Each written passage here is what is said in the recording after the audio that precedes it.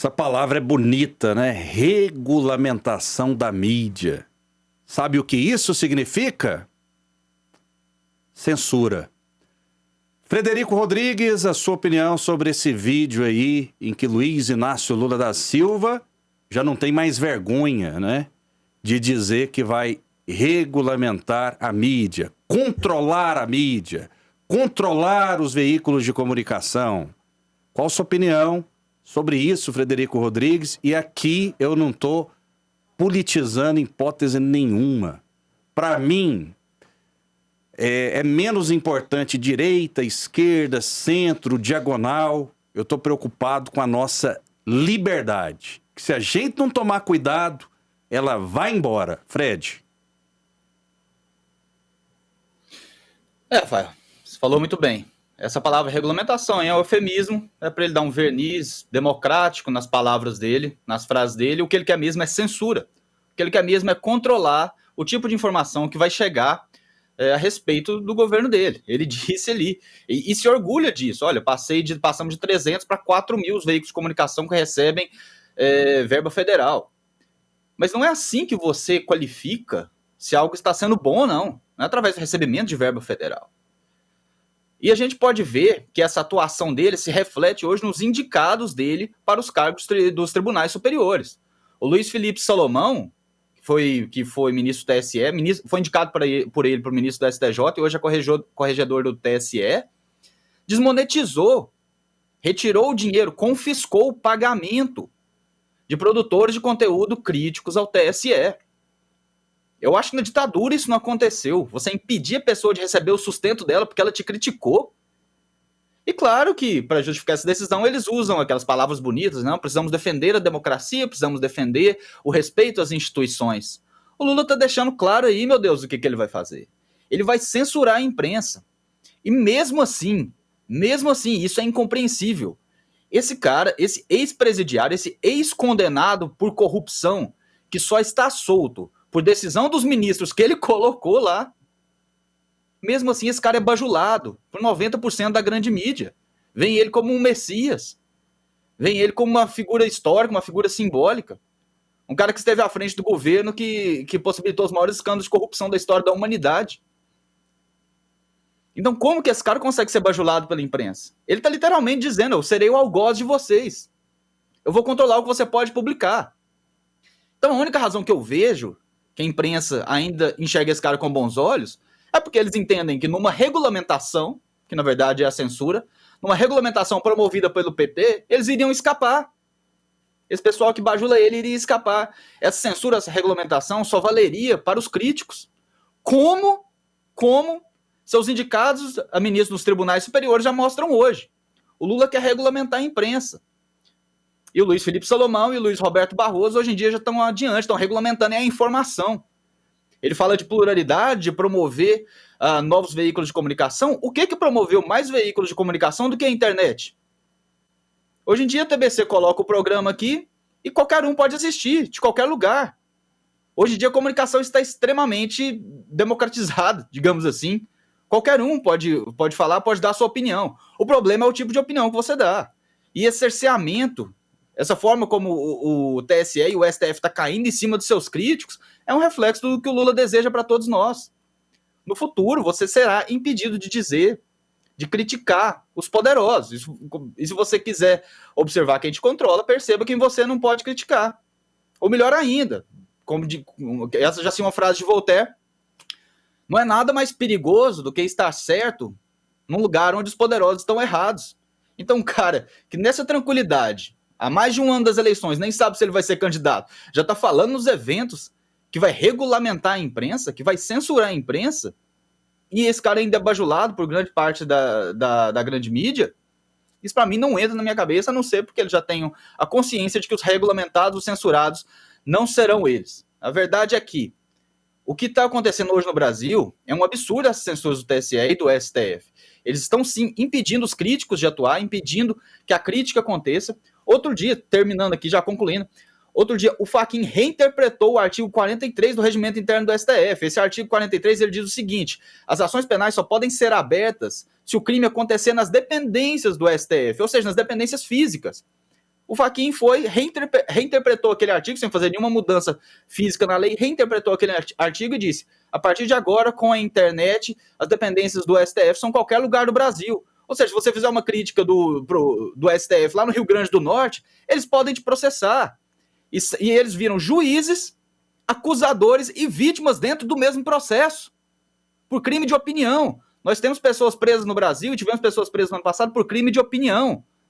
Pelo amor de Deus, gente, a gente tem que acordar. Isso é muito maior que Bolsonaro, que esquerda e direita. Isso é sua liberdade de criticar poderosos. Se você abrir mão disso, você não tem liberdade nenhuma. Se você não tem liberdade de expressão, todas as suas outras liberdades são meras ilusões.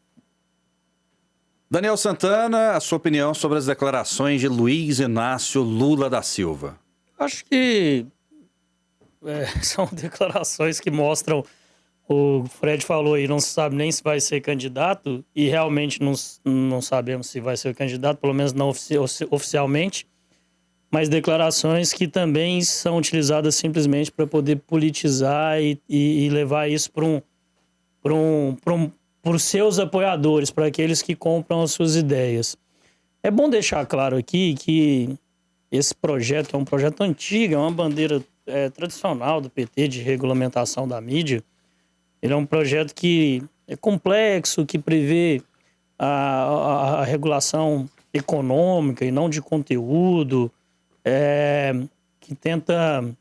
Estão tentando inventar uma historinha bonitinha, né? Estipular regras para proibir monopólio, oligopólio, né? Programação que atende em critérios regionais, regras para publicidade, ou seja, algo que, para mim, governo nenhum, em lugar nenhum do mundo tinha que entrar, porque as ações humanas, e a mídia ela é uma representação disso também, obviamente que elas têm que ter normas, a gente vive numa sociedade que tem que ter normas, mas elas se regulamentam pelo bom trabalho feito, né? Eu não tenho muita preocupação em calar um canal do YouTube de uma pessoa que fica ali muitas vezes propagando fake news ou propagando discurso de ódio. Para mim, só não é interessante. E a partir do momento que essa pessoa se torna desinteressante, ela não consegue ter audiência, ela não consegue ter visibilidade. Outra coisa que é importante falar aqui, Rafael, nós vivemos num país que tem mais de 150 normas, portarias, decretos, leis que regulamentam o setor de comunicação social, rádio, TV e impresso. Mais de 650. Eu preciso falar de marco regulatório da imprensa, eu preciso falar de regulamentar a imprensa? Na minha opinião, não. Perfeito, perfeito. Acho muito inteligente, muito profundo esse comentário do Daniel Santana e também do Frederico Rodrigues, que se aprofundam, né, nesse assunto, nesse tema. Tem que ser uma luta de todos nós, a questão da liberdade. Essa história de regulamentação da mídia é um grande perigo, é um grande perigo. Não acreditem nessa história de democratizar a mídia. É mentira, é canalice, é hipocrisia, é história para boi dormir, infelizmente. 3201-7720, daqui a pouco a gente vai falar sobre a Rádio Brasil Central, que vai estrear muitos programas conosco aqui. A Débora Orcida, que é coordenadora da Rádio AM, essa locutora extraordinária, essa servidora exemplar aqui da Agência Brasil Central, de um talento incrível. Tudo bem, Débora? Seja muito bem-vinda ao Jornal Brasil Central. Oi, Rafael, boa tarde. Boa tarde. Daniel, boa tarde. Aos nossos ouvintes, telespectadores, internautas, muito obrigada pelos elogios. E eu estou muito feliz de poder estar aqui fazendo a minha estreia no jornal. Pois é. Nesta bancada de grande responsabilidade, para falar um pouquinho da nossa rádio. Sem dúvida. Daqui a pouco eu vou segurar a audiência aqui, guardando um pouquinho a Débora, porque agora eu vou registrar a participação dos nossos ouvintes, telespectadores e internautas. E aqui é sem censura, eu vou ler tudo, viu? Votei no Lula em 2002 para nunca mais. Errar é humano, insistir no erro é burrice. Não suporto nem ouvir a voz desse fantoche das grandes mídias compradas com dinheiro roubado dos brasileiros. Lula never, nunca mais. Eu peço para deixar o nome sempre nas mensagens. O Samuel de Melo Lino mandando a mensagem pra gente. Onde o nosso amigo ouviu a palavra censura na fala do Lula. O Rosival faz esse questionamento e aqui tem que ser bate-bola rápido, que eu quero registrar muitas participações. Você ouviu, Fred, a palavra censura? Não, obviamente ele não vai utilizar a palavra censura, né? Ele não é idiota. Ele não chegou a presidente sendo idiota, né? Ele pode ser mau caráter, mas ele não vai utilizar a palavra censura. Ele utiliza a palavra regulamentar, que é um eufemismo, mas basta ver como os ministros que foram indicados por ele para tribunais superiores estão se comportando hoje, censurando seus críticos. Isso é óbvio. Geraldo Cândido Cruvinel diz o seguinte: chora TV Brasil Central, Lula tá chegando. Bolsonaristas são tolos. Não, a TV Brasil Central tá aqui para noticiar. Tem pessoas de direita, de esquerda, de centro, de diagonal, de transversal. Não é isso, Débora Orcida? Você não tem liberdade de pensamento aqui na Agência Brasil Central, Débora? Exatamente. A Débora é uma servidora, né, efetiva aqui da Agência Brasil Central. E aí? Exatamente. Total liberdade, como você sempre diz, né, Rafael? Brigam as ideias, não as pessoas. Então, cada um tem a oportunidade, a possibilidade de expor os seus pensamentos, expor as suas ideias com total respeito. Muito bem, vamos lá. Rafael, concordo que as coisas estão caras, mas o que não aceito é dizer que na época do governo Lula era melhor do que hoje. Assim como essa tabela do gás, os outros produtos também eram mais caros. Em 2006, no auge do governo Lula, o litro da gasolina era R$ 2,52 e o salário mínimo R$ 350. Se comprava 138 litros de gasolina com um salário mínimo. Hoje, com R$ 1.100 do salário mínimo, se compra 174 litros de gasolina. Como então que o governo Lula era melhor que o de hoje? Assim também com arroz, feijão, açúcar. Rafael, pode pesquisar na internet para vocês verem. O nascimento de senador Canedo. Muito obrigado pela participação. E aí, Daniel Santana? Concorda com o nosso telespectador? Ele trouxe até um dado aqui, números. Ele fez uma matemática. É isso mesmo ou você discorda? Eu tenho que ter acesso a esses dados. Não estou dizendo que o telespectador está errado ou está mentindo nos dados que ele passou, mas sem acesso a dados concretos, assim, mais complexos, maiores, mais dados sobre isso, eu não tenho como dizer sobre a exatidão desses fatos. O problema, muitas vezes, não é só uma questão de você analisar friamente o preço do salário mínimo e o preço da gasolina, ou o preço do gás, ou o preço da carne. É você analisar o poder de compra, né? O poder de compra que você tem com o salário que você recebe naquele momento. Okay.